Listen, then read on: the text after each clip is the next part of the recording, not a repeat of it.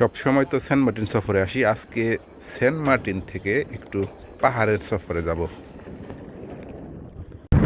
Boring হওয়ার পরে প্রায় 1 মাস পরে সেন্ট মার্টিন থেকে একটু বান্দরবনে দেখে যাচ্ছি। বান্দরবন লামায় যাবো আজকে। তো এই আজকের জার্নিটা শুরু হোক ঢাকা থেকে না, সেন্ট মার্টিন থেকে। সেন্ট মার্টিন থেকে বান্দরবনে, আবার সেন্ট মার্টিন ফিরব। প্রথমে এই সেন্ট মার্টিন থেকে শাহপুরী দ্বীপে যাব। আর শাহপুরী দ্বীপে যাওয়ার জন্য সকাল সকাল স্পিড বোটে উঠে পড়ি। সকালে স্পিড বোটের যাত্রী হইলে স্পিড বোট ছেড়ে দেয়। এই স্পিড বোটগুলোতে ভাড়া হয় জনপ্রতি 600 টাকা করে। সময় লাগে আনুমানিক 30 মিনিটের মতো।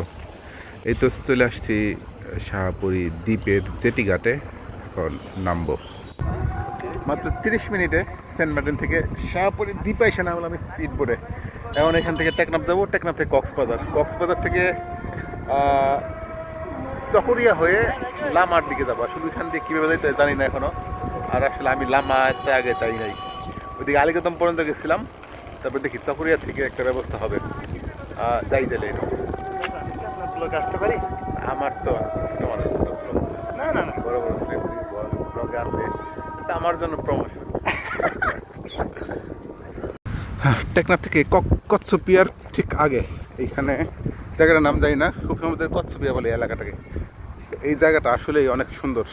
এপাশে এই যে জেলেদের মাছ ধরার নৌকা, প্লাস চাউ বাগান, রাস্তা, প্লাস এই পাশে পাহাড়। এখানে আসলে জুম্মা নামাজের জন্য নামছিলাম।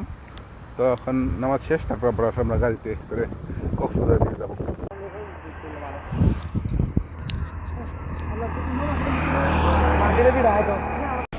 ওইটা চকরিয়া কক্সবাজার রোড। আর এইখান থেকে লামার দিকে যে রাস্তায় ঢুকছে, এইখানে নামছি। মূলত চকরিয়া নামা দরকার ছিল, কিন্তু একটু ভুল ইনফরমেশনের কারণে এখানে নামলাম। এটা বান্দরবান কক্সবাজার।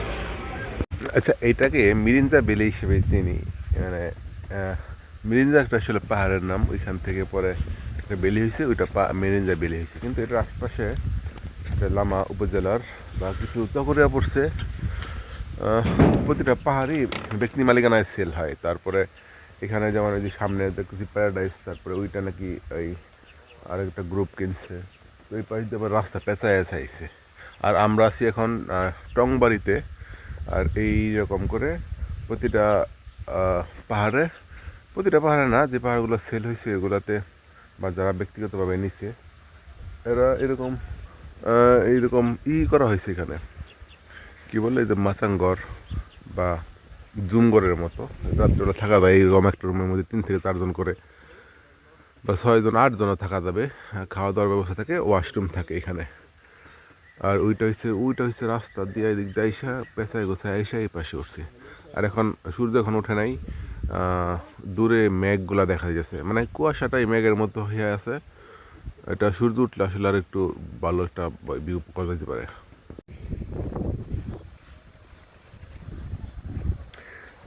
আচ্ছা, মিরিঞ্জা বিলিতে আসলাম কালকে রাত্রে আসছি। আজকে আসলে এই প্রজেক্টটা দেখার জন্য। এখন থেকে মিরিঞ্জা এরিয়াতে, যেটা মানে এখানে তো মিরিঞ্জা বেলি হিসেবে চিনে, আসলে বিভিন্ন টাইপেরই থাকে। যেমন ওই দুইটা হচ্ছে টংবাড়ি, আর এটা আরেকটা। তো মিরিঞ্জাতে মানে এই এরিয়াতে, মানে লামার এই এরিয়াগুলোতে যদি আপনারা ওয়ান নাইট স্টে করতে চান, সেক্ষেত্রে ওয়ান নাইট স্টে 3 বেলা খাবার সহ ফুল প্যাকেজ চান, তাহলে আপনি আমার কাছ থেকে নিতে পারেন সরাসরি। আর আপনি এই টাইপের মাচাং ঘর বলেন বা জুম ঘর টাইপের এই ঘরগুলোর পট হাউসগুলোতে থাকতে পারবেন।